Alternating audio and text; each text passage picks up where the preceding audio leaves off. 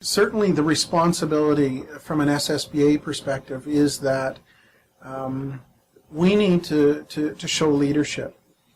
We need to continue to articulate to people how important all children and all children's success is to this province. And certainly we have a leadership role to play in that.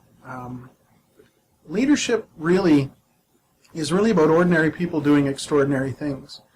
And the challenge is, as an organization, what are we doing?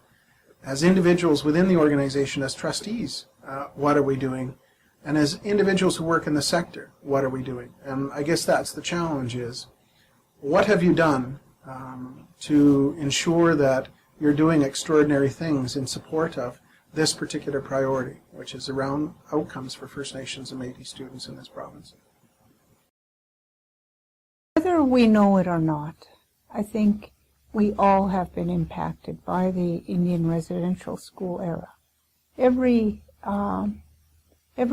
in Canada has been. And to know how it has is really a personal challenge for everyone. And that's really the whole key, is learn the ceremony so you can pass the knowledge on to the youth. And if the school system is able to contribute to that picture, okay, that's going to be a very great help to the people of First Nations descent and for all others that live here. I know the belief system isn't quite there to say, hey, help these guys do what they got to do, you're going to benefit. That's really what it is.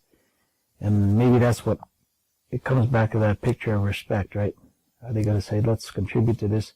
This is going to give us good things. We're going to get good things out of it. So let's invest into that type of discussion.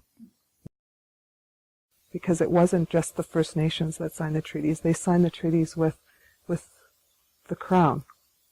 And the impact of that had ripple effects for everybody in the province. And that is really what I think Premier Wall had in mind when he created a mandate for treaty education in the province of Saskatchewan, which was a bold step to take forward. It was one of those moments where we all went, wow, this is really happening.